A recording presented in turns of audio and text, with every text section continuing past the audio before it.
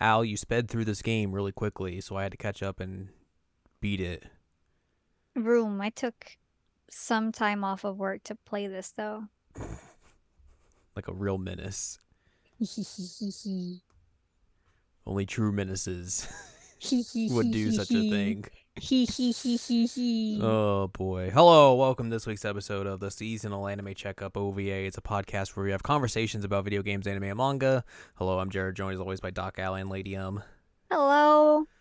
This is episode 344, and it's time to talk about another Trails video game.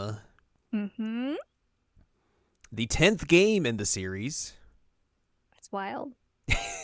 It's very funny to me that, like, especially with this having a slightly different name than its predecessors, that Mm-hmm. someone could just go into a store or peruse a online store and be like, oh, this looks interesting, and buy this not knowing it's the 10th game in a series that's the story is interconnected all throughout. Right, right. Like you're basically doing a capstone for two of the three arcs we've had so far. Mm-hmm. I would love to see someone's like reaction to all that and how they how they view this game in that kind of in that lens. It just reminds me of when I was buying Trails of Cold Steel 2 at GameStop, and the guy's like, "You realize this is a sequel, right?" And I was like, "Yeah, it has two in the name." Whoa! I've played the first one, and I'm trying to procure the second one. Thank No, I you. thought it meant two, as in like also. Also, I yeah, can't read Roman numerals. no, You mean this no. isn't Trails of Cold Steel II? I've never played Final Fantasy. I don't know what those things behind the Final Fantasies mean. I thought it was just cool little logo. Letters. Yeah. I mean, to be Uh, fair, people do usually call Final Fantasy X like Final Fantasy X. Final Fantasy. Oh yeah, it's Final Fantasy Twitter. Ugh. Yes, we're talking about the Legend of Heroes Trails into Reverie. Like I said, is the 10th game of the Trails series, which is also a sub series of the Legend of Heroes series. It's a very complicated. We don't need to get Hmm. into all that. Nope. Uh, yes, this is the sequel to Trails of Cold Steel 4. Trails of Cold Steel 4. That's it. Hmm. In and of and Into. into. This is also basically the third Crossbell game. Hmm. If you want to look into like that way as well, capping off that story. Yep. Capping off a lot of story essentially is this game's purpose, and then leading us into the next Arc. installment, the next arc of the Trail series. The Calvert arc. Yes, which eventually we'll see at some point. Eventually. But Hoping we yeah, hear about that soon. this game was originally a game that came out in 2020 in Japan A year. on the PlayStation 4. It came out a year later on the Switch and PC in Japan, and then didn't come out over here until July 7th of this year, and a week later for the Aussies. It was a On really smart move to put the Crossbell games out before this, though. yes, I know people were mad about that, but it was a very, very smart move. Otherwise, people would have been so confused. yeah, because like I said earlier, like this is essentially a third Crossbell game because like all the Yeah. characters from those games are here. It primarily takes place in Crossbell, so Yep. like you need to know all of the stuff that's happened beforehand to really get a grasp on what this game's story is, Hmm. or else you would be very lost, Very lost in the lost. sauce.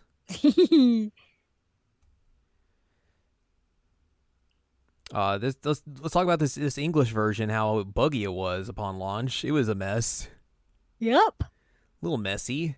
little messy. Uh, so yeah, when it came out, link attacks are a thing that in the game where if like If you get a crit. if you hit a crit, they can follow up on it or they can do some other stuff for you. Essentially, it's just little bonuses that you can get in battles with if you have characters paired up to each other. Um, Oh, yeah, like the heals and things like mhm. that, too. Yep. That's all fine and dandy for most of the characters in this game because like most of them are carryovers from Trails of Cold Steel 4. So like Correct. all of that stuff is in the game already. However, if you are a new character or a character that wasn't playable in Talks 4 previous iterations, basically the link attacks were broken for those characters. So like it would just anytime you would It level just up, says it would link just like attack. link attack, link attack, link attack, which like isn't the worst thing in the world, but like if you're trying to use those newer characters, like you're not going to get all the benefits of the battle system that Of the you would. connections, yeah. Yeah, and especially if you're playing on harder difficulties, that's going to be even Oh, I can't imagine. more so a little bit of a struggle for you. That has been fixed. They did patch that eventually. Also, apparently, if you caught certain fish, I know which is a you problem, the game would just crash. This did not happen to me, and I'm surprised. It's very surprising. Apparently, the first autosave would crash the game. Oh God, I'm glad that didn't happen as well. European players couldn't transfer their Trails of Cold Steel 4 saves into the PS5 version.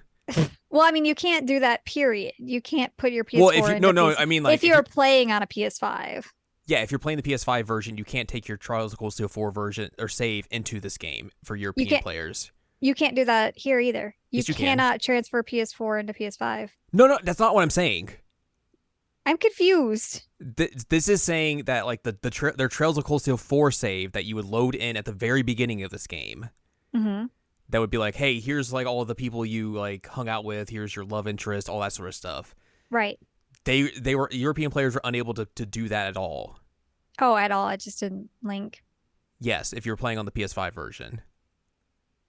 This is not the same as like if you have the PS4 version of Trails into Reverie, like you were saying, and try to import your save into a PS5 version of the game, which the game just is not compatible with. Okay, I was confused because it says PS4 versions. Yeah, because Trails of Cold Steel 4 only came out on PS4. I know. I'm so confused because none of the PS4 save files transfer into the PS5 version. Yes, they do. The Trails of Cold Steel 4 save will transfer into the PS5 version of Trails into Reverie. I can confirm this because I did it. All the press releases beforehand said that it wouldn't, that they would just give you all the stuff and you would pick whoever you dated. Nope. That's so bananas. Then why did they say that in all the press releases? I don't know. I mean, look how messed up this game was at launch. They clearly had no idea what they were doing. Fair. I mean, that was a whole thing when I was trying to decide which version to get, which I bought the wrong version anyway. But because I had read all of the press releases going up to it to figure out like which one to do, and it was like, yeah, if you get the PS5 version, like the save files don't transfer, so we'll just give you all the bonuses and you just pick who dated. So like I didn't have Crossbell game save files because obviously I played those on Switch. So like I got stuff from just being like, hey, did you play these? Yeah, sure. And then I gave you stuff for that. But they did let me transfer my save of 4 into this game. And then it was like, here's all the people you interacted with, and it's like a check mark next to each of them. I was like, yep, this all counts. Here's your love interest. I was like, yep, that counts. That tracks. And I was like, all right, good, let's go. Okay, so they just lied. It did give you the option, though, I guess, if like you wanted to, you could just like pick everything. If you wanted to just be like, yeah, I interacted with everyone and lie to the game, but like I didn't. So, but I guess you could do that if you wanted, and then like re-choose everything else. But if you do transfer it in, it just gives you like everything that you did in that game. And then it's like, all right, go. They definitely lied in all the press releases. Yeah, that's why you just don't read a press release. Well, from NIS America. Sometimes they're important. Not here. Yeah, I mean, it also said that there would eventually be an upgrade path, or there would be an upgrade path from PS4 to PS5, but that is not true.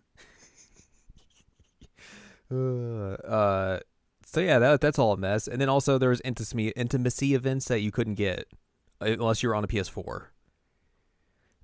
What intimacy event? I think it's from the beach event. Oh, because like I think Elisa's route on that was like super broken. Was it? Yeah, from what I had read. This has all been patched on PC and PlayStation, but apparently the Switch version of this game is still broken. Rip.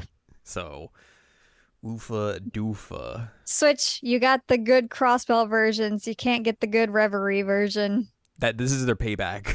It's true. That's how they get you. Yeah, Trails into Reverie. Would you like to play a game with over 50 playable characters in it? I mean, there's a lot of people in this game. it's a lot of people. And I mean, I kind of expected it since it was a wrap up of two No, yeah. arcs, and like four already had just like a massive And then cast. you're adding in more characters as well on top of that. Yep, yep, yep, There's definitely just scenes where like they try and fit all the characters into like a wide shot, and it's just like we have to zoom out so far just to get everyone in here. yep. Messy. And then when you have like custom accessories on them and everything, just some people are non-existent in those Some people are scenes. just blocked out. They just don't exist. Pretty good. Pretty good. Yeah, gameplay wise, this is basically just Trails of Cold Steel 4 again. There's Yeah. not a whole lot new here. I think the United Front attack is new, maybe, United Front Attack is new, yes. which I used a lot in that game, or in this game, I United should Front say. Attack, Heal, and Magic. Yeah, which is nice. It's basically like if you have more than just like 4 people in a party, you have like reserves, or you have like a bonus character you can use orders with. You'll basically just be like, use your charge gauge, and you can just do an all-out attack in a battle, and basically you could just easily win a fight very quickly. Yep. My tactic was usually like break them and then just spam the attack. Mm-hmm. It It's very worked nice. Great. But other than that, it's basically just, hey, did you play Trails of Cold Steel 4? It's basically mostly It's the same. same thing. This game is, I think, a little bit weird, or I guess indifferent, or is different in the fact that like the format of it is very much not the same as previous entries of this game. I can't speak to like the Sky series as much as you can. Mhm. But even outside of like, hey, we have 3 protagonists and 3 different story routes that are going on concurrently, it's interesting to see one of these games where like you're not going and doing like a bunch of random quests for people in a chapter. Right. Like all of that is gone except for near the end. You kind of do a little bit of that, but even then it's like a very little. Yeah. Like most of the like the quests and stuff you do is in the new section, the Reverie corridor, and even then it's just like fight people, open chests, gather this stuff, do these mini games, see these side stories, Cook things. Yeah, it's not like you're going like, oh, go do X for X person type deal. Yeah, and I've mentioned before that this reminds me more of the third than any other Trails game. And even then, like they're definitely not a 1-for-1. Like there's differences. Right. It just felt very interesting to like see like it's one a of different these format, games, yeah, and just dealing like, oh, I don't have to go do quests for everyone. This is the story is just straightforward. All right. Yeah, and like you don't have to worry about like I think there's only a couple of like permanent missables. Yeah. Which is wild because these games are known for like you have to go talk to this random NPC in between like 2 major scenes that like get a book. Yeah, And like, that's the only time you can get it. I think like one of the biggest missable ones is near the end, where it's like go and check out like these 3 specific things, and then you'll get like a trophy for it. Mm-hmm. Yes. And like that's probably like the biggest one. Like other than that, it's mostly just like, oh, I guess you didn't talk to this person and get like a recipe book or something. But even then, like if you check their like stars on those sections, so like it makes sense that you would. I mean, as long as you're like checking the maps. The problem is if you're just like through it, you would miss the stars. But at least they're marked in some way, which is better than not. Most of the time in these games, like well hidden off them. It won't even be like a mission you would like have on your list. It would be like, oh, this is just a secret one that you can go do if you know if you know what you're doing and all that stuff, or you're following a guide and all that. Mm-hmm. But yeah, it was interesting to see that.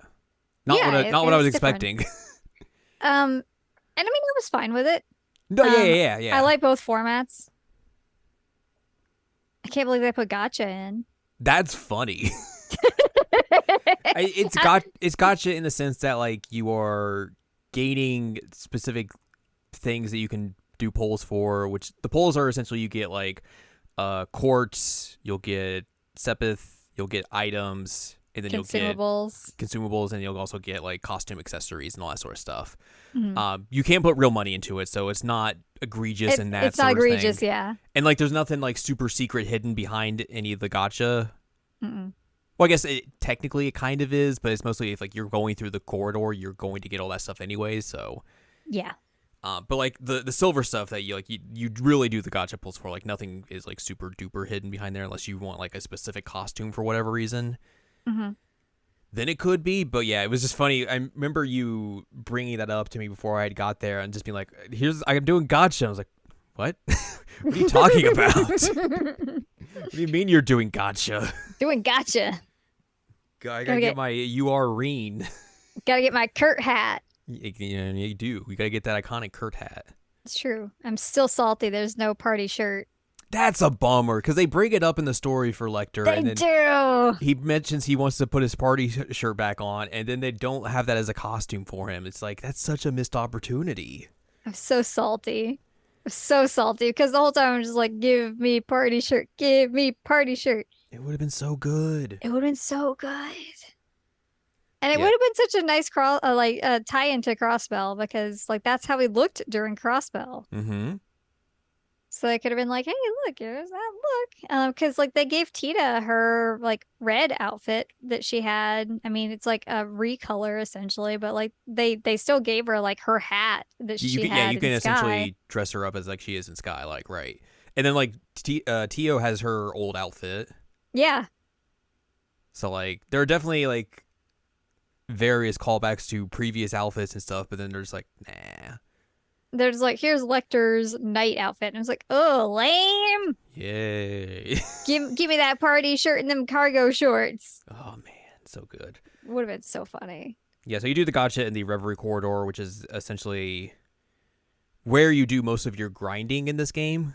Yeah, like most of the like battles and gameplay and everything happens there. It's a the very story similar is everywhere else. It's a very similar system to like, the old schoolhouse and then the keep in 3 and 4, Yep, like all that sort of exactly. stuff, where you just like you have this little thing you go off to do fights and all that sort of stuff. But this is where you get like gotcha for like all the other stuff we talked about. You also be able to get new characters that you can pull in, which they won't really have story attached to them. They'll just be like new characters you can fight with. Yeah. This is where you also unlock all like the side stories, the daydreams, and then all like the mini games you can play as well.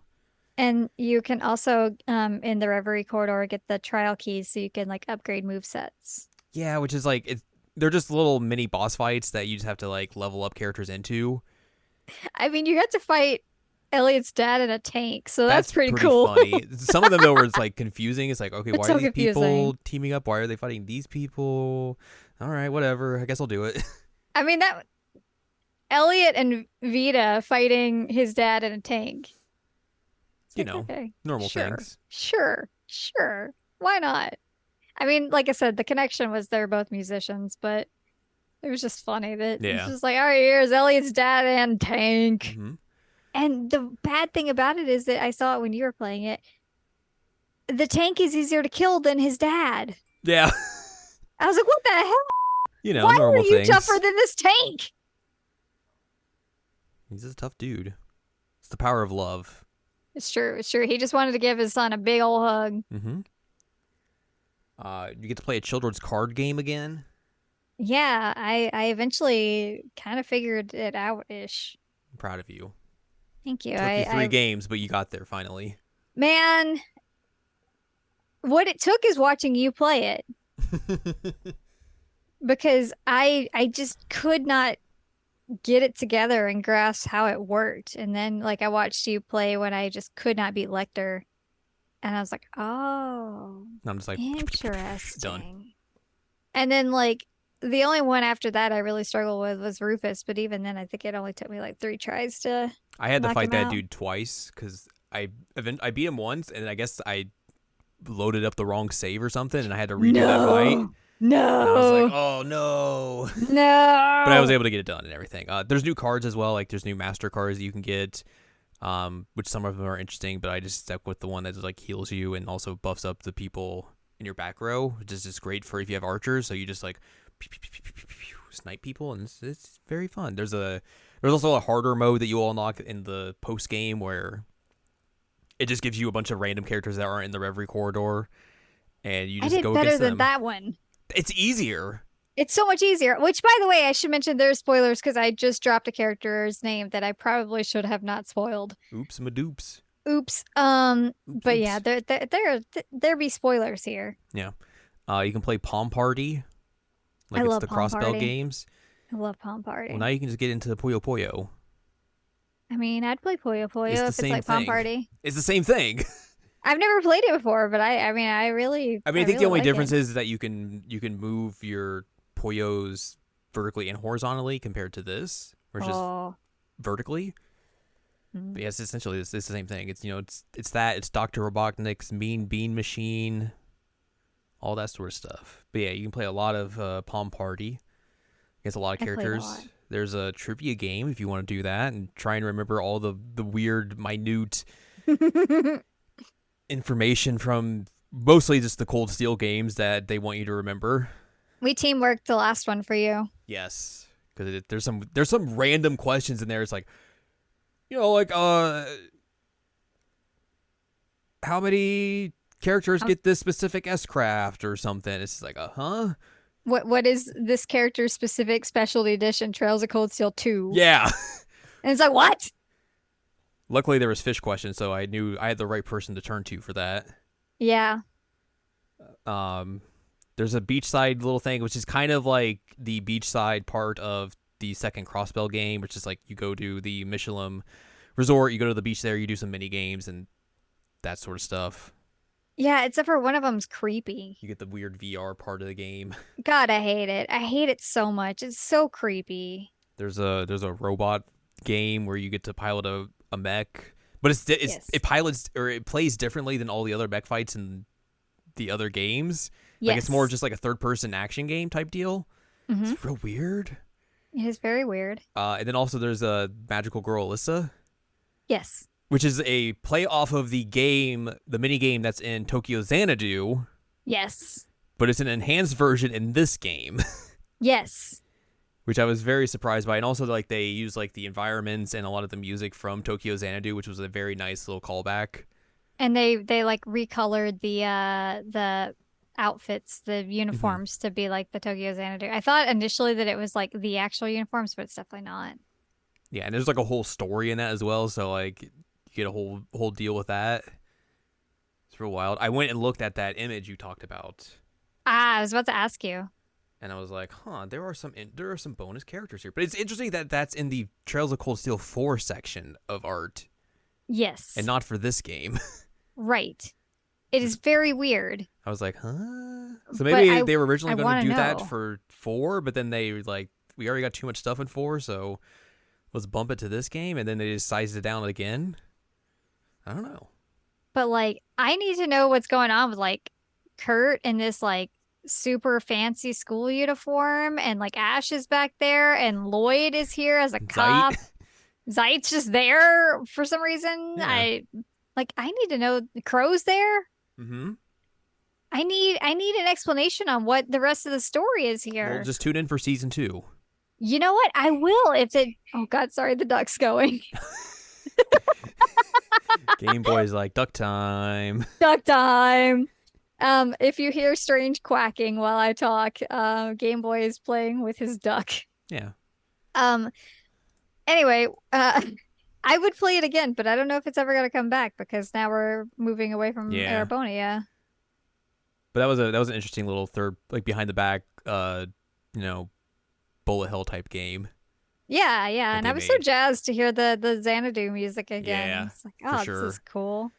I think the big part of the Reverie corridor is the side stories, the daydreams you get. The which daydreams. A lot of them are like precursors to the actual story that's happening in the game. So it's kind of like lead ups to what characters were doing before everything starts to kick off and everything. And like also just some like some stories of like characters that aren't necessarily in this story per se. And also like just a bunch of different interactions between characters and all that sort of stuff. They're fun little like side stories that you get a lot to like just add to the overall plot of the Trail series as well. A lot of like good fan service moments scattered throughout. I'm sure for fans of Sky, Crossbell, and Cold Steel. So you get a whole lot of You get a whole lot. I love the one where Ren calls him dad for the first time. That was pretty good. And then she's like, Immediately switches back. oh, Cassius. And he's like, oh. Oh. He got like superpowered because she called him dad once. That was really like, good. Yes, I am now dad. Like, oh man. Because I've always kind of wondered. I was like, okay, so did Cassius adopt her, or did like they adopt her? Did Estelle adopt her? Because, if Estelle adopted her, she would still be bright. But it makes sense that Cassius would be the one to do that.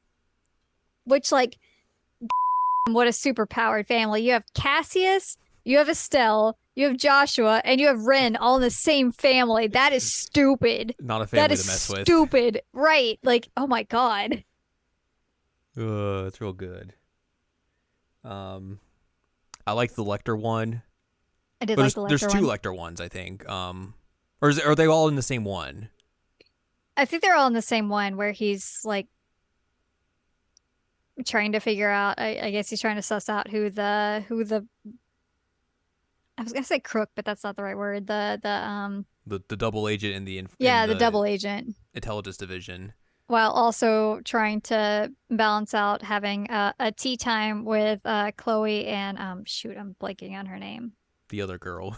She was part of the student council when he was there, which I've always had a soft spot for this whole like arc.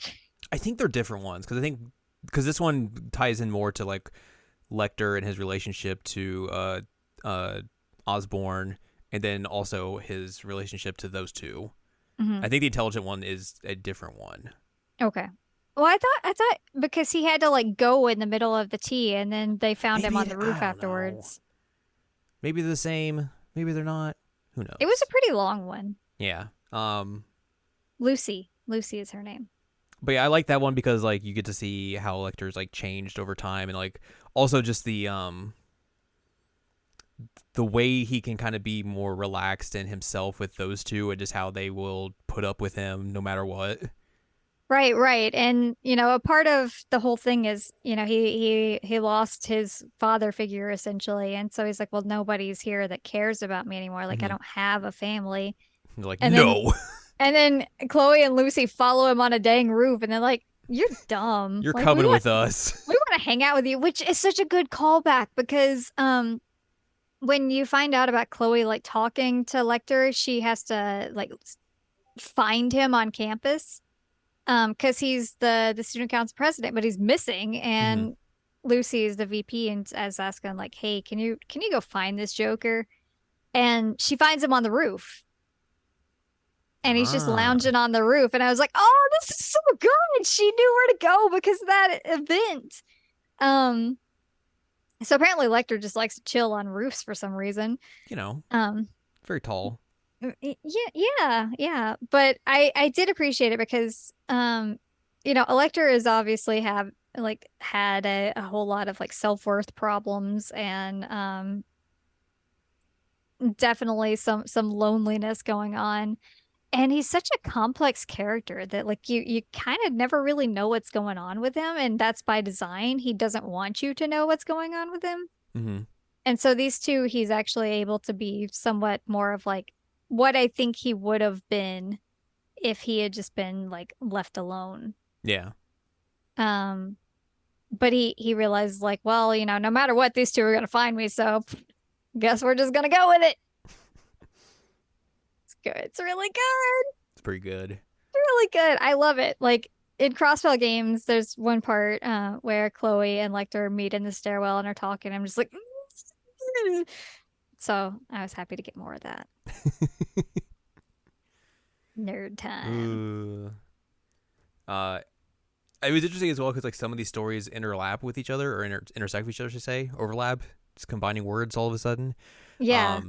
Like in the Tita one. Where she's like, she has to save that plane that's flying over, and then you circle back around to that where it's the old Musei's granduncle, and it's his plane that he hates and he just doesn't like it, and it's like falling, and then it's like, oh, we're getting saved.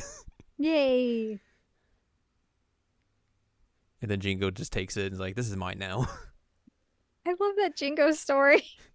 I'm gonna let my dog fly this plane. Oh my god. Oh, the best part about that Jingo story is when like she brings the golden Mishi statue to her mom in Hmm. Crossbell, and then Tio just busts down the door like, "Where is it? I know you have it." I need to see it.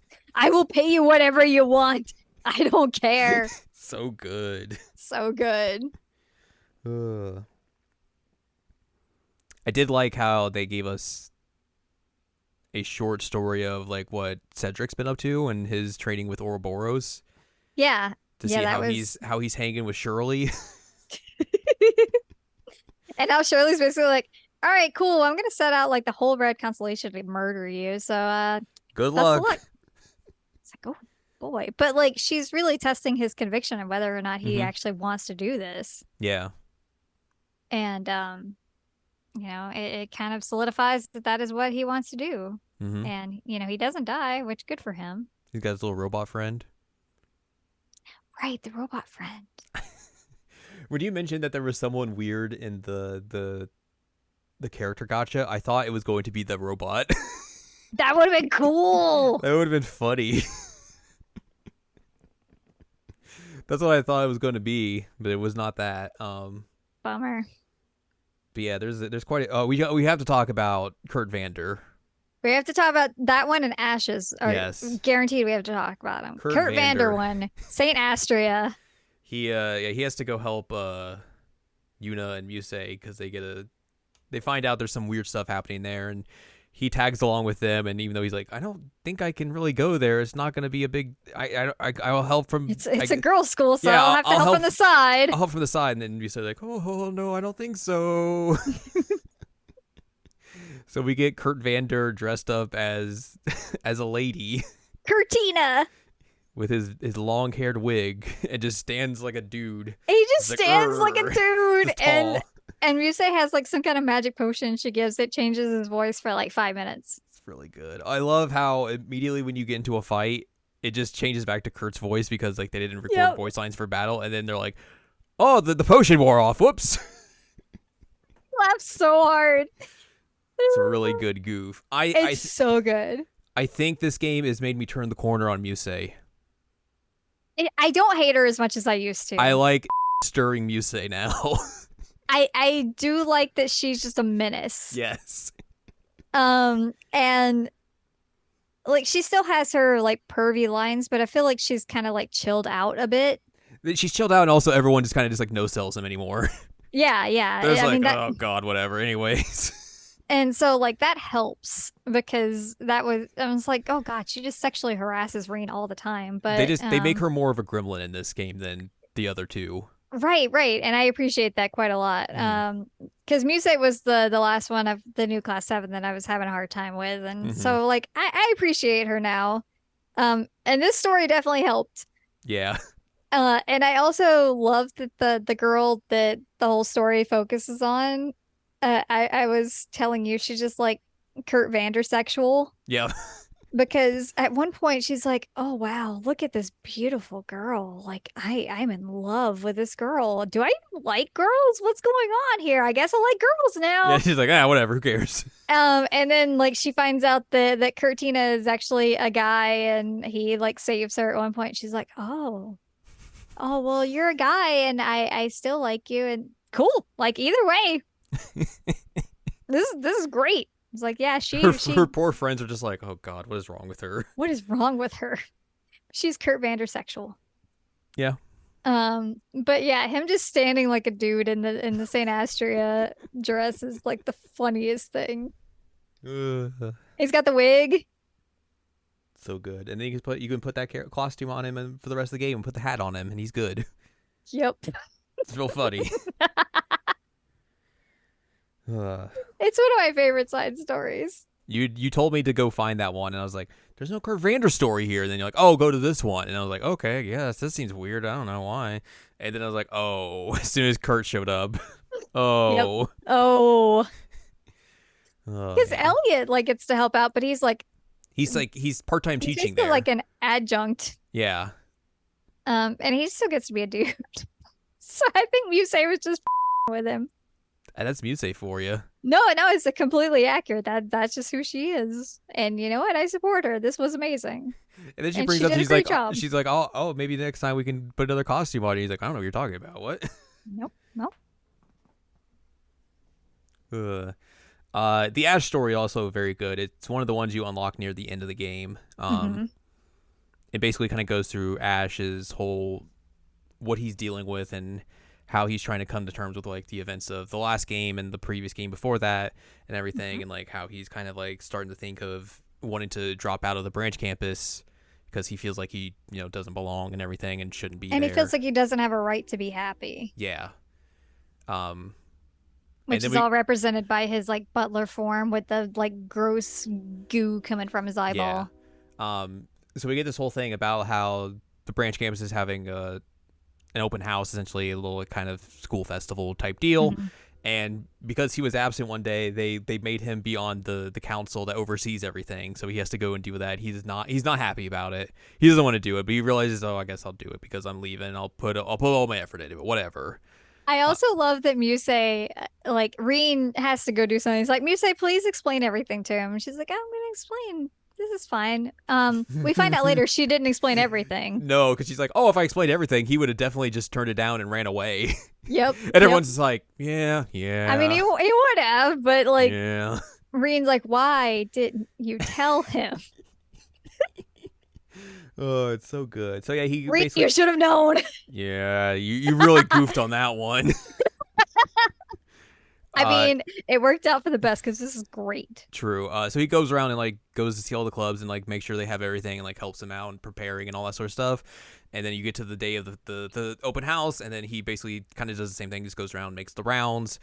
He helps in like the literature club as well because like he's a part of that. And I love his support of Tatiana. Tatiana is like going to do like a reading, and he's like, "You'll be fine. You'll be able to do it." And then he also like goes there to help her out, to be there with her, so she isn't too nervous and everything.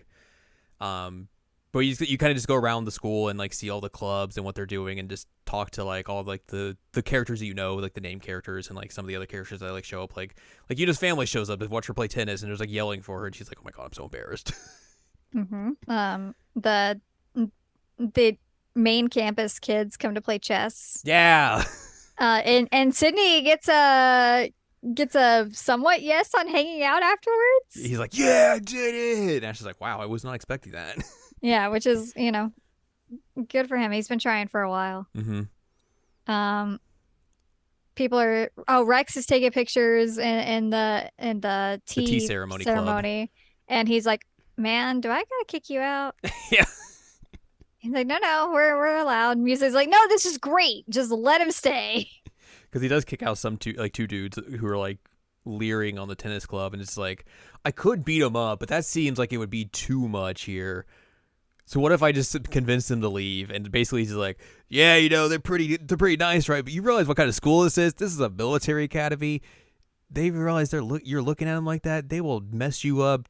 They will break all your bones, bash your skull in, and that's like the least of your worries.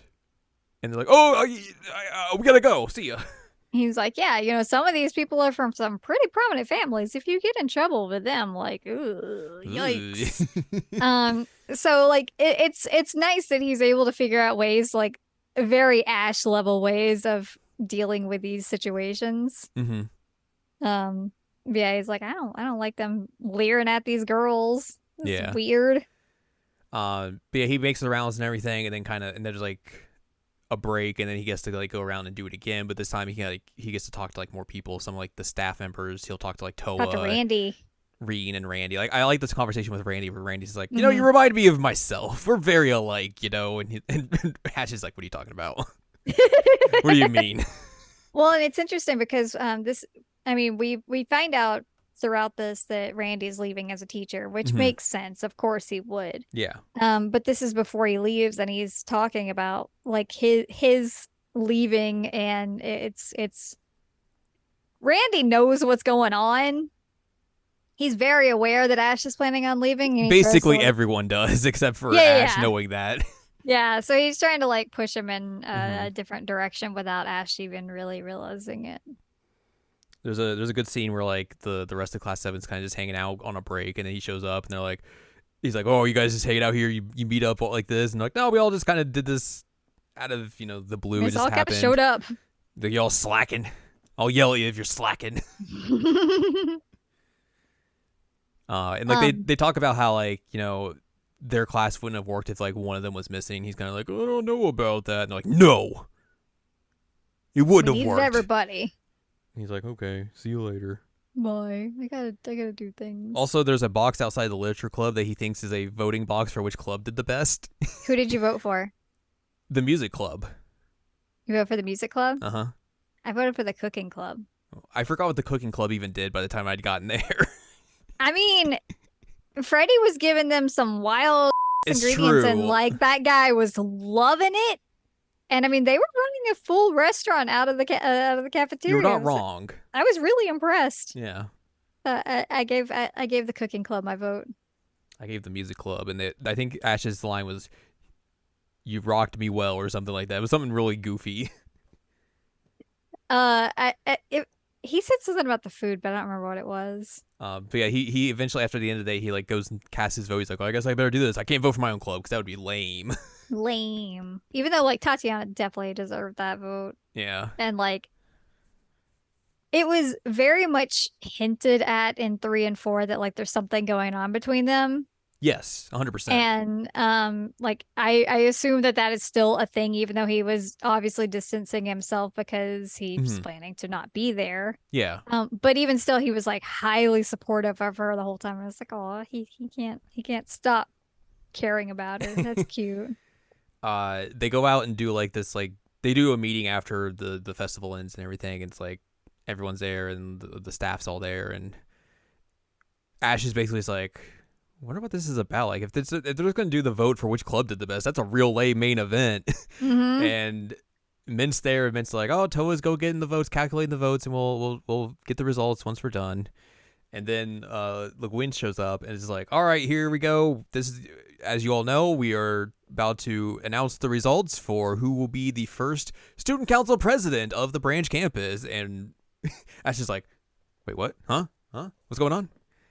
And of course, like, the nominees are the people who are in the committee who worked on the, helped out for the open house and everything. Mm-hmm. And Ash is like, wait, what? Hang on. So it's like Stark, Jessica, and Ash. Mm-hmm. And everyone, Ash is like freaking out, and Reen's like, Muse, did you explain everything to him? She's like, no.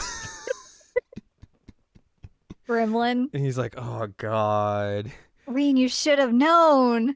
And then the votes are read, and Ash gets like has the most votes out of everyone.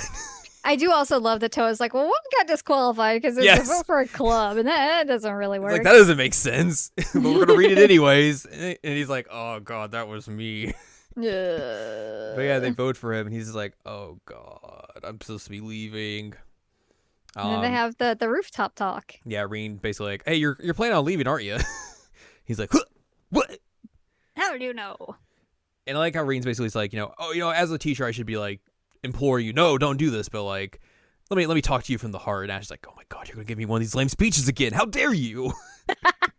And I mean, I mentioned it to you when I was telling you, like, after you played it, that Reen is honestly the best person to talk to in this situation, because if anybody understands how he's feeling, it's Reen, because they were both a trigger for the Great Twilight. And especially after the events of Reverie in general.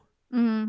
Which I guess I don't know when this takes place. I mean, it would have been the end of their first year. So I think that's, or is that before or after? I think this would be after Reverie. I don't remember for sure. I think which is probably why it unlocks at the end. Yeah. But yeah, he gives you the good pep talk, and then the rest of Class 7 shows up, and they're like, hello, we were kind of overhearing, but hey, you can't leave. We don't want you to leave. And then Tatiana shows up like, no, you can't leave. You used to help me so much in the club. You were always so good and nice, and it helped me a lot. It's like the most we hear from Tatiana the whole game. I think Busey's like, oh, look at her spilling her heart out. Yep. Look at her go. It's very good. I also love Altina just completely messing up and I wouldn't really be that bummed out if you left, but I guess I would be a little sad if you weren't here. And they're like, oh God, Altina's still figuring out like what emotions are and how to explain them. She doesn't mean it like that. She would be upset if you left. But yeah, they eventually convince him because like he has another like inner conversation with himself of like, and like he kind of admits that like the butler version of himself is basically his own made up creation Mm-hmm. and all that, and but he's still gonna like have it there to like help push him in case like he starts getting soft. I guess I don't know. But yeah, I love the idea of Ash being the student council president, and also the fact that he drags Busey into being his vice president. Yep. Because they're like, oh yeah, you get to pick your cabinet. And Tatiana's like, I'll be treasurer. And they're like, yeah, she'll be great. And he's like, oh, anyone, huh? And immediately just looks at Busey. Busey's like, oh, I gotta go. So she's He's VP. Like, Tatiana's treasurer, and then Jessica and Stark are the other two positions. Yeah. But I don't remember what they are. But that was very good. It was very good. I love that one. It's probably my favorite. Yeah, it's very fun. It's very good. We should also talk, I guess, about this main story a little bit. Yeah, we should, so that we're not here for 3 hours. God, yeah, I don't want another Trails of Cold Steel 4 podcast. I mean, to be fair, like we can kind of get through it, I think, Yeah. relatively quickly. And also, we're recording this a day later, so I don't want to have to edit a lot. No. I get you. But essentially, like this picks up after the events of 4. Everyone's kind of like still dealing with the after effects of everything. The SSS are able to liberate Crossbell for a time being, and then as soon as they're about to get independence, here comes Rufus back. What? What? And now he's the supreme leader of Crossbell. With like, he also has Garcia, Dieter, random masked man, And random ass lady. who's definitely not Ilya. Definitely not.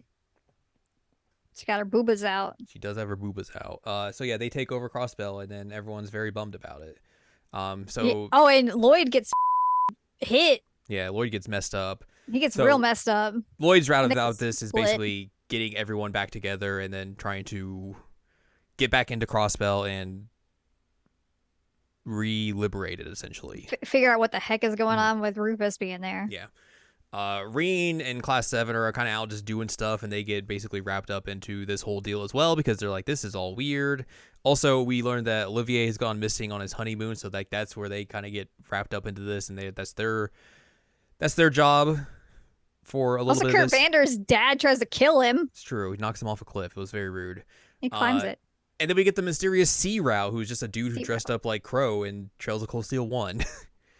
Or sort of. The outfit's different, but he's just calling himself C. And they're using the same name, but like the new version of it. He hangs out with some kids, these new characters, Swin and Nadia, and they also pick up a doll named Lapis. Mm-hmm. And they are just kind of doing their own thing, essentially. C is babysitting. C is babysitting a lot. We learn eventually that C is Rufus. Yes. Which is interesting because Rufus was in Crossbell, but it turns out this is the real Rufus because he has his hair cut. Yep, short hair. Rufus. He's short hair. And he's like, yeah, I don't like this. I mean, I'm a head, but I'm not that much of a head. Also, I don't like people using my name to be that much of a head. I was surprised that this was going to be the reveal because I was trying to figure out, okay, who is C? Who would they make as a protagonist in this game that isn't already a mainline character? I figured it out in the conversation with Nadia and Swin, and when they were first getting Lapis out of the, because he's like a voice suitcase. changer then. Mm-hmm. And it is very familiar to a different voice in this game. Well, that's not how I figured it out. Okay. It's just the manner of speech that he had, like the way that he talks. Mm-hmm. Nobody talks like that but Rufus, because he has like a very fancy way of talking. Highfalutin. He uses a lot of like big words for no good reason. Yeah. And I was like, nobody else in this series talks like this. It's Rufus. I know it's Rufus. And like, yeah, the voice changer did also do a thing. And I felt bad because I thought you would figure it out, because it was like, oh yeah, it's Valimar. I was just like, nope, that's weird anyways. I was like, oh, he does voice Valimar and he has a voice changer. He's going to figure it out for that. Nope. Nope. Okay. My mind was that it was Olivier because like I was also on the idea of like it's someone who is like of noble descent because like the way they fight and everything and the way they Mhm. talk makes Mhm. it that. So I was like, well, he's disappeared, so it wouldn't surprise me if he's doing some weird thing. But Olivier uses a gun. Yes, that was also a thing that was tripping me up. So I was like, my other theory at first when I was trying Mhm. to connect is like the letter C. I was thinking like, is it a character whose name starts with a C? Was Mhm. that you would play as Cedric? Which would actually be interesting. Yeah, so I was like, that would, but also like I was thinking of it, but I was like, this doesn't make sense. And you asked me like, is the sea like Yeah, relevant or and then I is was it? like, all right, well, I don't know. out the window. Yep. So when like you get the Rufus reel, I was like, oh, interesting, and I really like what they do with Rufus in this game. I love what they do with the Rufus It's because real like interesting. before this, he was pretty much an irredeemable hmm character, and they do a lot with him here. And like he's still an, But you also but get a lot more of him that like you never would have gotten in the previous four games. Like right, you get a lot. You get in his head a lot more. you get in his head, and also you get to see kind of like him being like a weirdo and kind of goofy, being very Yeah. snarky towards like Swin, Nadia, and Lapis. Yep. Also Yep. to Duvali. Yeah. Oh my God, I can't believe that Duvali ends up joining his That's pretty squad. good. Also Ren. Rin and also This is Ares. a lot of weird teams ups in this game. Really weird ones, but I did appreciate Ren being part of this. hmm She's kind of like the older sister babysitter now. Yeah. The crux of this game essentially is that there's this highly intelligent AI called Elysium that Lapis was originally in control of. Mhm. She eventually loses control of it, and now is kind of wreaking havoc and trying to change Crossbell to unite the entire continent of Zamiria together. Um, Man, AI story hit a little too close to home right yeah. now. And basically, they're also like it's creating these copies of people. So like Mhm. the version of Rufus is a copy. You see all these other different copies of like McBurn. Arios is like there's multiple Arios copies. McBurn shows up, and then like but they also like these copies don't know that they're copies. Right. So like you fight McBurn and then like his arm blows off and it's like robot stuff and you're like, that's weird. Yep. um so yeah, all that's happening and then And it like can replicate artifacts, which is really yes. problematic. So then eventually once you all get together and try and take back Crossbell, this big tower shows up and starts and blows up the Juno naval base. Just Yeah. Also, literally at one like point, wipes it off the map. when you're trying to find Olivier, Reen ends up getting strange combination of like eye and hair situations, which I guess Yeah. we should say like Olivier is fine. They find him. Also, they just casually drop that Cheryl's pregnant. And that's why you can't play as her in the game. It's a throwaway line that she's pregnant. I'm like, what? What? Like we got too many And characters you can play as. We got to cut one. no, no, no. And he keeps a gun in his loot, apparently. Yeah. But he's fine. But during this whole situation, like they try and attack the settlement in Nord, and Reen is able to like summon his new mech and ends up Which he's not having supposed some. to be able to do like that. He is not supposed to be able to do that. But then when they open it up, he's like got like white tips on his Yeah. hair, and then one of his eyes is yellow. Because they also meet the a new mech, Yes. the zeroth, or is it the zeroth or the seventh, ninth, 10th, 11th, 12th, 13th, 17th? It is the eighth. The eighth, yes, of course. Mm-hmm. The eighth big mobile suit. The eighth Divine Knight. Yeah, exactly. Same Mhm. difference. That just shows up and then immediately is like, "Whoop, see you later." Rope. So yeah, you find out a lot of stuff. You end up going to like the Mirror Castle, which resembles more of the Mirror Castle you get in Crossbell than what you did in Cold Steel, which is wild. hmm Um, but yeah, you get to meet a guy there Who looks just like Reen. who looks just like Green, but is got Messed up. long. Yeah, he's real messed up. He's got like long white hair. He's got the yellow eyes. He's all bandaged up and like his outfit's all torn to pieces, and he's kind of a butthead. hmm That's Ishmael Gareen. Yes. It's the alternate version, the alternate timeline. Yeah, essentially, it's like this is what happens if things at the end of Cold Steel 4 would have went bad. Well, because that's the only ending you can get initially when you Hmm. play the game, and Yeah. then you reload and you do it again, and they're like, "Hey, do you want to do this other real route?" And you do that, and you get the actual good end. So it's kind of pulling like a Shadow Hearts, and that like the good end and the bad end are simultaneously like canon. Hmm. Um, which go listen to Shadow Hearts podcast if you want to know that, or just play Shadow Hearts because those games rule. Um, but I always love when they do this kind of thing that like there's an alternate version that's also like a canonical situation, even though it's not the version that you know of. Hmm. But yeah, he's here. He's like, "Hello, I have a We're big gonna fight. tower."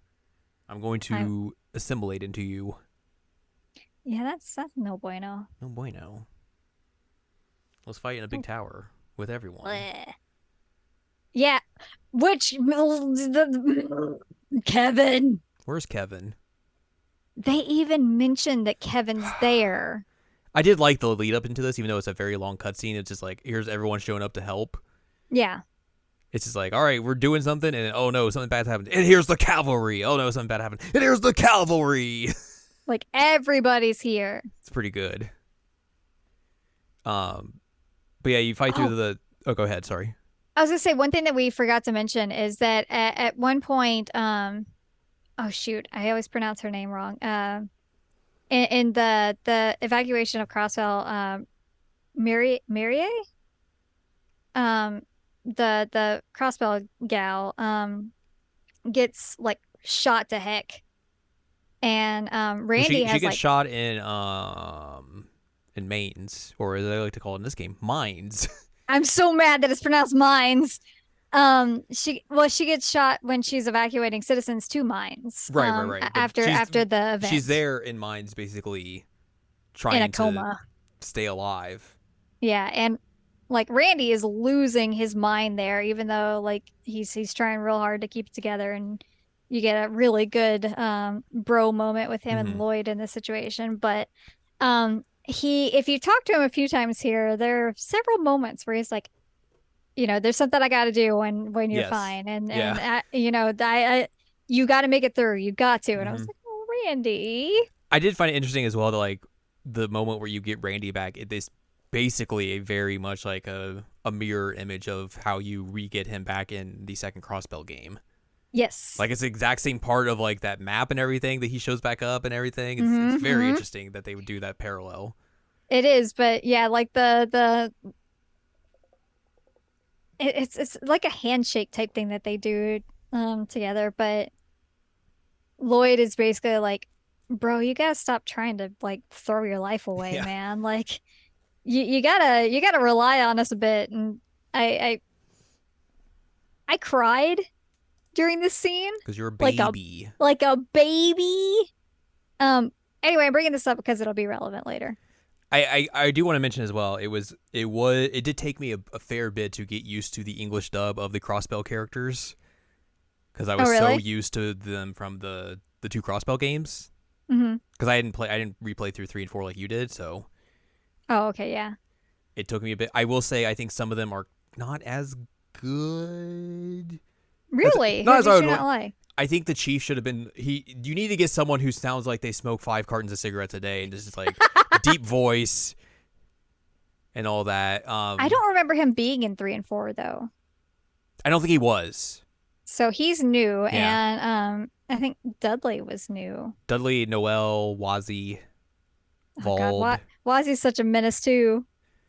and then it took me. Vald! We didn't mention Vald and his glasses. Everyone gives him for the glasses. It's very Everybody funny. gives him Everybody gives him so For whatever good. reason, Tio's voice also was kind of like took me a while to get used to. Really? Yeah. Huh. And then Zai just comes out. It's like, hello. I was Hello. like, whoa.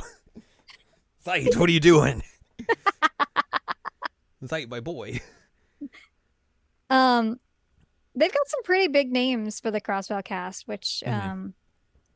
is pretty wild. I don't have it pulled up, but Like, they um, have Robbie Damon as Lloyd, yeah. which is a carryover, obviously, from 4. Yes. Oh God, I can't type. Typing's hard. Did you know typing's hard? It is so hard. Ba-bum. Da-da-da-da. I'm trying my best.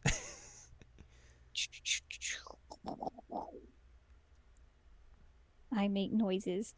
Erica Mendez is Ellie. Jonah Scott's Randy. Da, da, da, da.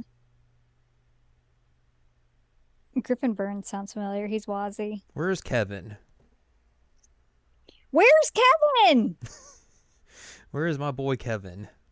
Also worth mentioning that Arios is voiced by the guy who's going to be voicing Kiryu in English Mm-hmm.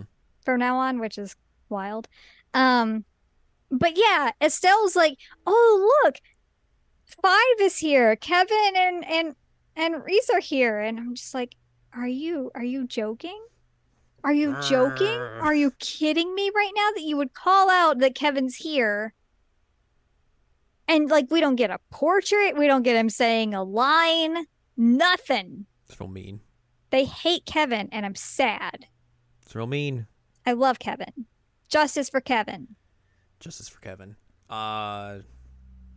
Yeah. There's a lot of Anyway, we're going to the tower. Yeah, there's a lot of characters in this game as well. Like there's a good scene where Rufus and company goes and meets with Ian. Mm-hmm. Oh yeah, we were excited to see Ian again, even though he's butthead. Cool. Yeah. I also like in the retaking of Crossbell, like you basically split off into 3 groups, and then they're just like characters that will come up and like help you out. Like,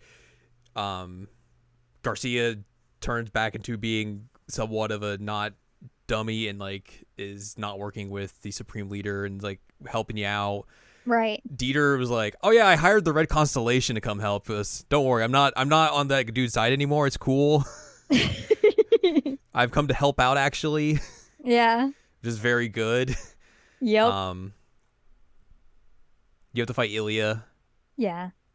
And then bring her to her senses. I liked Ilya's story as well in this, where she's like, the reason she got taken over by the mask and everything and turned bad was because like, you know, she went through all that rehab and everything to get back to being the star, but she was like, I got to keep doing more and more so people don't think I'm like losing my touch or anything. Like I got to continue to get better and better and better and better, and like all that stress and like the weight of everything that she had to go through and like all the stuff that happened in the last 2 years just like broke her essentially to where she was able to get manipulated like that. It's super similar to what the SSS goes through, because they realize like everybody's holding us as a symbol, and that's not what we are, and that's not what we ever were. And so like that pressure is crushing essentially. And so it was an interesting parallel with the SSS and Ilya, and that they're both having to deal with like, we're symbols of Crossbell and Crossbell's hope and independence. And if anything goes wrong here, we get blamed for it. So yeah, that was really interesting. I also forgot to mention that Dudley and Machias are basically related. It's very funny. I love that bro ship. Also, I'm glad that they kept the Ilya calling Lloyd her favorite little guy. I was very happy about that. Very good. Very good. Very, very good. 10 out of very, 10. very good. But yeah, very you go to this tower and you got to fight through all a bunch of enemies, and eventually you get to the top and you fight Ishmael Gareen, who starts getting more and more angry. Yes, angry. And then you got to fight his Divine Knight. And they're like, well, this sucks. We got to fight a Divine Knight. And then we just get some mechs show up for us. And then, oh, by the way, we're just going to allow the spirits of Valimar, Ordine, and El Prado, of course, Rufus's Divine Knight, to show up and be like, hey, we're going to help you out, boys. Oh my God, I lost my shit when Valimar came back. It's interesting as well, because like this is the only time you have a Divine Knight fight. Correct. In the whole game. They use that mechanic in this. But yeah, Valimar showing up was very like, yeah, let's go. I was so excited. But then they broke my heart later. Yeah. So you got to do that while like all the hacker gals are trying to take down Elysium and separating it from Ishmelga. They just plug Lapis in. Yeah. Which is great because I had her in her magical girl outfit. So she's just sitting there in the magical girl outfit being plugged in. Yep. It's good. you were able to win and everything, but then Ishmael was like, oh, by the way, this weapon's not going to go away. It's going to like target whatever humans hate and everything, and that's just going to keep going off and all that. So good luck. See you later. And then they all have to leave, but they're all getting teleported away by Roselia and Vita and Emma and Celine and all that. And then as soon as they're doing And that, Zeit. and Zeit, and Rufus is like, yoink, I'm not doing that. It's gonna step back. And they're like, where's Rufus? They're like, oh, that idiot stayed in there. Oh, you dummy. And then you see like him making an announcement like, hello, I'm the Supreme Leader. We're going to shoot off more lasers. You all hate me, right? Hate me. I suck. Ha ha ha. And then it lasers him and blows up. Kaboom. Except it's not what happened. Ba-ba-bum. They're like, this was the last Future Elysium showed us. Now we're all going to go there. Well, not all of us. Some of us are going to go there and get him out of there. So it's like, Swen, Nadia, and Lapis, obviously, you're going to go there. Lloyd goes as well, Zeit, and then Eustace as well. It's like, I gotta go get my brother out of there. Oh, go ahead. No, go ahead, sorry.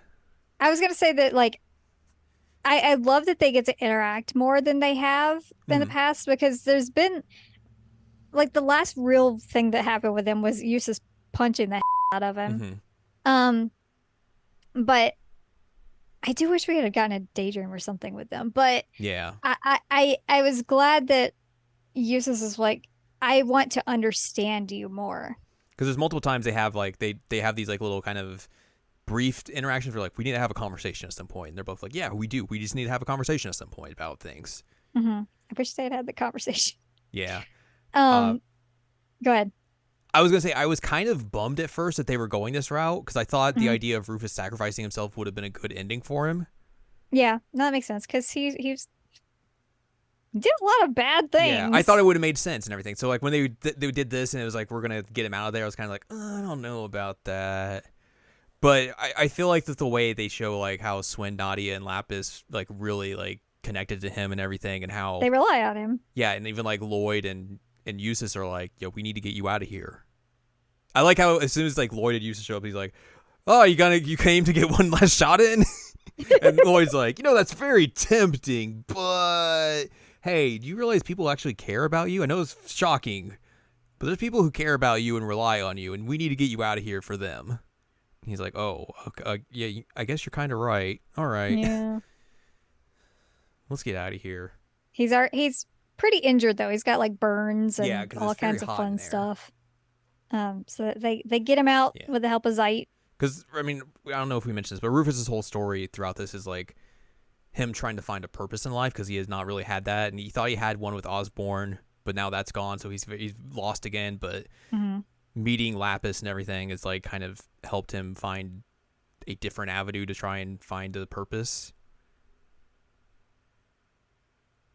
And all that, but yeah, he's become less irredeemable. Yes. Now they get him out of there before the whole thing goes boom, and then the thing goes boom, and now the other countries aren't going to invade and destroy Crossbell. Yay! Now we can get independence for realsies this time. Yay! I do really like the conversation with Olivier and Rufus in the hospital. Yeah. Because he's like, you're not the person. I'm not the person you probably would expect to be talking to you here. Ho ho. But yeah, it's interesting because they basically pull Yakuza 6 Kiryu on him, where they're like, oh, it's the Supreme Leader, Rufus Albarella, died in that explosion. I don't know who this guy is. He's very familiar looking, and looks kind of similar, but this guy is some random dude, I guess. I don't know. Yeah, and Olivier is like, this might actually be harder on you because you have no titles, you have no money, you have nothing, you don't have your name anymore, you're nothing. You got to figure out what to do with that. Yeah, but the kids would come in and they're like, yeah, let's go explore, let's go travel the world and everything. We're gonna hang out and do stuff, and he's like, all right, cool. Yeah, sure, I'll do that. Yeah, we'll do the thing.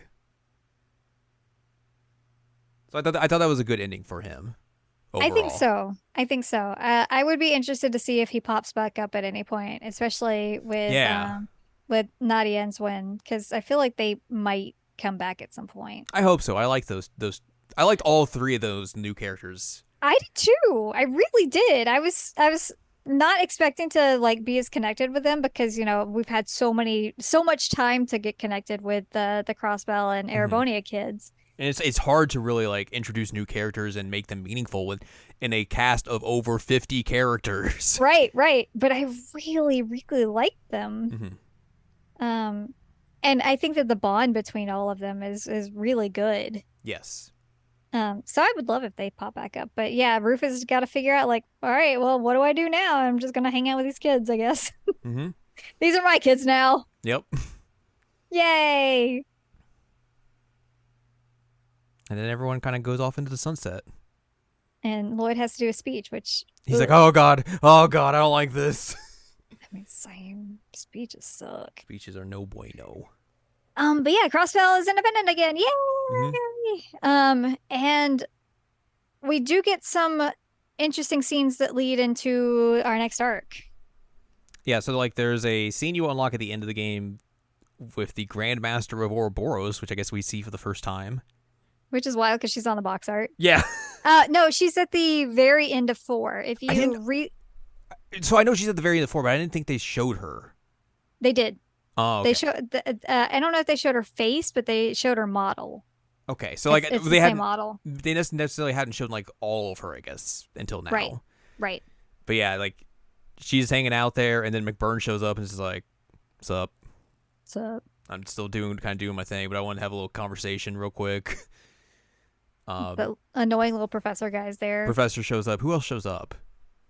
Because someone else shows up as well. It's not the normal suspects because like Campanella's not there. You don't even though they mentioned. I was like, she mentions Campanella like talking to McBurn. I was like, oh right, he's not in this game at all. He's not, and right. Maribel's not there either, which is wild. Yeah, you'd think Maribel would be there. She's mentioned quite a few times, but yeah, not. She's not in here. Who is the last person who shows up? I don't remember. But regardless, like the whole reason McBurn's there, he wanted to have a conversation with the Grandmaster, and then the new president of Calvard like just pops in and is like, "Hey, what's up? You want to make a little truce here for 2 years? You got your own plan going. I got my own plan going. We won't interfere with each other. But then after that, it's hands off, game on." Grandmaster's like, "Okay, cool." I don't trust this man. No. I don't trust this man. If he has a direct in with the Grandmaster so he can call in, I don't trust him. Mm-mm. So I don't know what the heck is going to happen over there, but yikes. We'll find out in the next game. Yeah. Yeah, I thought that it was interesting that they really like kind of like they gave you like 3 little stories that like really are like, here's a little preview of what we're going to be dealing with in Kuro no Kiseki. Mm-hmm. So you have like one with Reen on vacation in Calvard. I love that he's just like, I'm going to go to the hot spring with my family. And then gets attacked by ninjas. Reen can't be taken away from the hot springs. No. But yeah, he's trying to find his master. Mm-hmm. And I do think the funniest thing about this is that he's like going to get information. He's like buying a bunch of souvenirs because he feels like he can't talk to people without like not wasting their time. Yep. It's like, Reen has social anxiety. You can't convince me otherwise. But yeah, he goes out into the woods and he finds some like signs of human existence, and then yeah, he's attacked by ninja. And he's attacked by a big ninja that he finds shocking because he uses like the dual blade style, but he has dual blades, and he's like, I've only seen Crow use one of those. That's wild.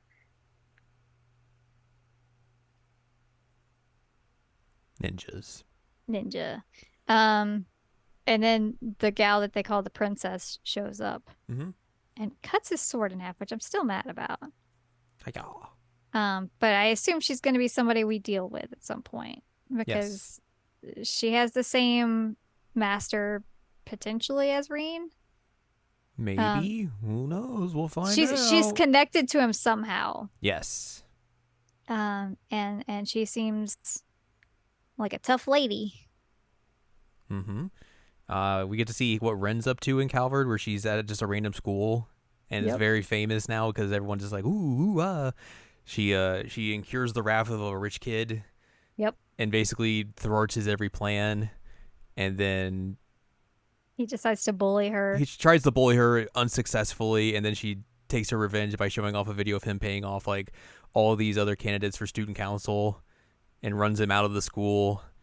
And then he And tries. basically like ups her popularity because he Yeah. keeps doing things to try and like throw her under the bus, and she's like does something cool to save herself, and everybody's like, "Whoa, look at her! I love her!" So like he's accidentally making people like her more. Dumb. And then he tries to like hire mafia goons to beat her up, and then she just goes full on angel slaughter mode. Pulls out the scythe. And just like beats them all up, and is like, what if I do the same to you, little boy? And he's like, pees his pants and passes out, essentially. Yeah, she also shows like throws a newspaper at him and is like, "Oh, by the way, your dad you keep threatening me with wow, look at what happened to him. He's out of politics and is disgraced. Huh, interesting. How could that have happened? Wow. He can't protect you now, little boy." Yeah, so she had been working with like a reporter who she got a connection with via Grace. Is his name Dingo? Yes. Dingo. And that's how she was able to do all that. And then she goes back to school and then learns that she's also now the student council president. And she mentions Ash. It's like, oh my god. We were talking like how like all the student council presidents in these games are like just wild characters except for Toa. Toa's the only normal one. Toa's the normal one and like the responsible student council president. Everyone else out of control. You have Ash, you have Ren, you have Lecter. It's like, oh my god, y'all. Chill. And then the final one is basically about one of the characters that is in Kuro no Kiseki. Mm-hmm. So kind of getting you introduced to one of the new characters from that and getting you like a little bit of a preview of like kind of what's happening in Calvard type deal. Some drugs and trafficking. And it seems like she has a big old crush on the main character of Kuro. And she is an A-rank bracer at the same age as Sarah. She's the beauty blade. She's a beauty blade. And Zen's there and is encouraging her as like a mentor, which is interesting. I'm excited I hope he shows up again. He does. I like him a lot. He does. Does he? Yes. Yay! But yeah, that's Trails into Reverie, essentially. No, it's not. It's not. Because we got to talk about the credits. Oh, yeah. Which is why I brought that up earlier. Sorry. Randy Orlando proposes. He did the thing. And Wazzy is just like, hey, what's going on over here? Hey. But yeah, like in the hospital room, just like casually giving her the box. So it's like, Randy Orlando, I'm proud of you, buddy. Proud of you. Good job. You deserve it. You really deserve it. Like, get you some of that happiness, my dude. His little tsundere girlfriend, fiance. So happy. There were some other like good shots in the credits. I'm trying to remember what all they were. There was the one with Mishi, which was very good. Oh yeah, where it's with like Suzuku, Jingo, Kia, and then you see Tio like, yeah. Well, Arios is there too. Arios is there, and then you see Estelle and Joshua in the background as well, and then also I think the Chief and Sonia are there too. Let's see. I've got them on my computer. Let me see. It's real good. Yeah, you're right. They are there. There's Which I wonder if they're gonna I wonder if the Chief and Sonia are gonna rekindle their romance. There's the one where you see the branch campus doing another festival, and they are doing a theater play for Class 7. And Muse immediately like, makeup up for Kurt Vander. Yep, he's like, and then... And you see, like, Kurt is the leading lady and Yuta is the leading man. Which is a big callback to Sky. Because Estelle is one of the leading men, and Joshua plays the love interest. Good. The gal, the princess. Also, like, in that picture, you see Crow helping them build, like, sets and stuff. And Elliot's there, too. It's just great. hanging out. It's pretty good. I love it. It's so good. I love that you have Duvalie giving the fruit basket. Yeah, to Rufus. She's like, yep. Here, I guess. Duvalie's good. Duvalie's so good. I love Duvalie. Duvalie's so good. I love Duvalie. Duvalie's so good. I love Duvalie. Duvalie's so good. I love Duvalie. Duvalie's so good. I love Duvalie. Duvalie's so good. I love Duvalie. Duvalie's so good. I love Duvalie. Here, I guess. Duvalie's so good. I love Duvalie. You got the Arkansas gals back together. Nadia giving them flowers. Class seven's having a drinking party. Yep. Altina's there for some reason. I don't know why. She can't drink. She's a child. She's a child.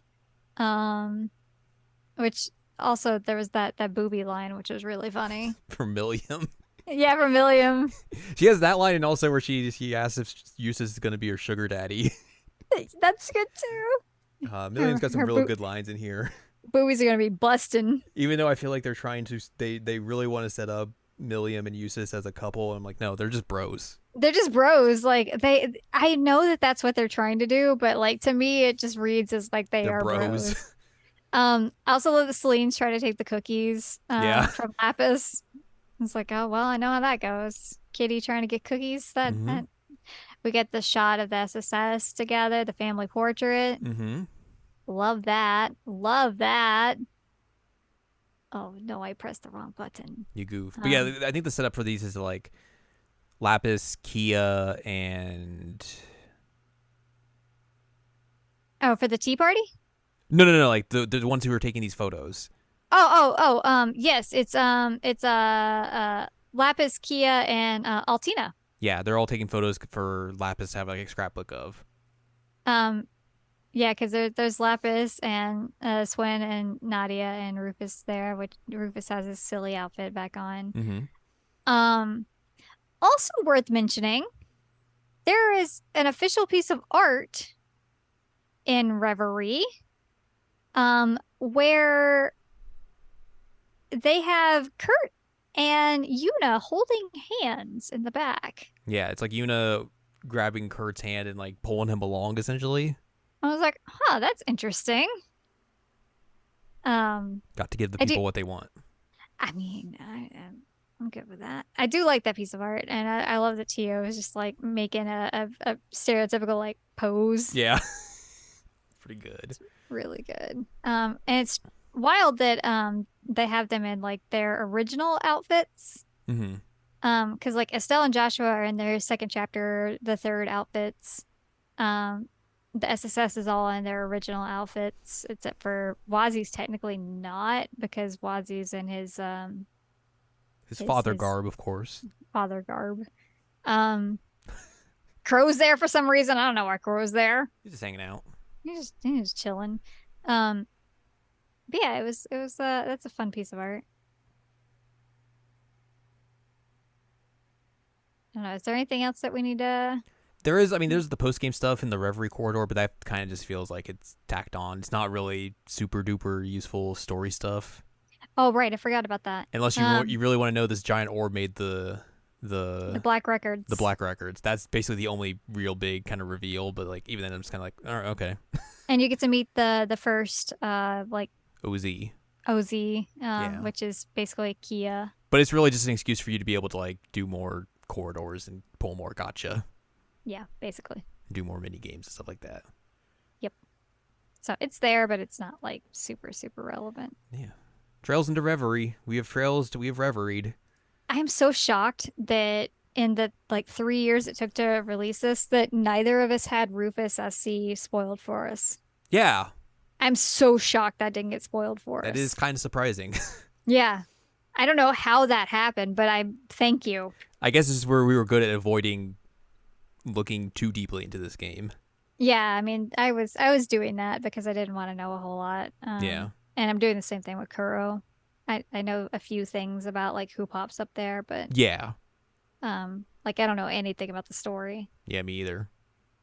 So, good job, internet, for not spoiling that for me. Yay. Because that was a really good reveal.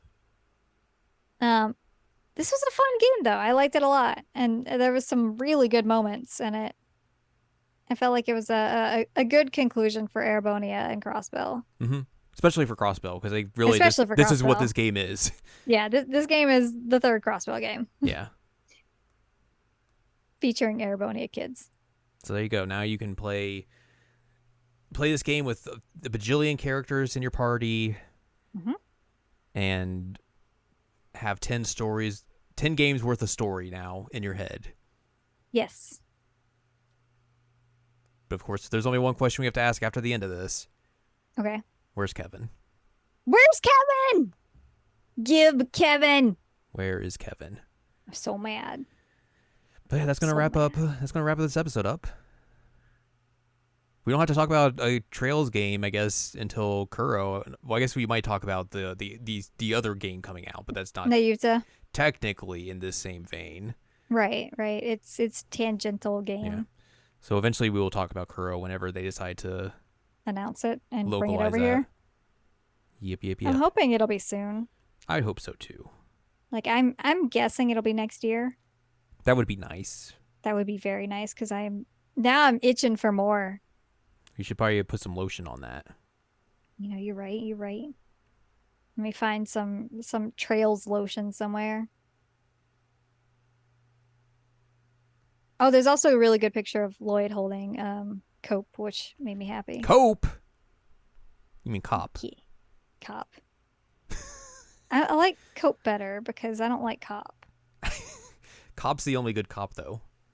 You're right. Cop's the only... I mean, technically the SSS, they're all cops, but I want to call him Cope. You're just coping. You're Got that right, copium going. You're right. But anyway, it was a good picture. It's a good picture. That's going to do it for us this week. If you'd like more from us, head on over to seasonalanimeCheckup.com or sac.cool, where you can find past episodes of this podcast and other podcasts like Jared Now Watch. You can also find columns and reviews on the site as well. If you'd like more from Anladium, go to anladium.com. She's got columns and reviews. You can follow us on Twitter and TikTok. You won't get me to call it the other name. Nope. No. At Anime Checkup. You can buy our books, One Shiny Moment, A Critical Analysis of Love, Life, Sunshine, Hot Tubs, and Pac-Man on Amazon.com. And you can support us on Patreon, patreon.com/SACOVA. Buy us a slice of pizza, get access to unedited versions of the podcast early, and a wealth of bonus content as well. Next week, of course, with it being August, what better time to go on vacation to an island? Little island nearby me. A death island. I think it's time for us to finally watch. Finally, I mean, because it just came out. Finally watch Resident Evil Death Island. God, my body is ready.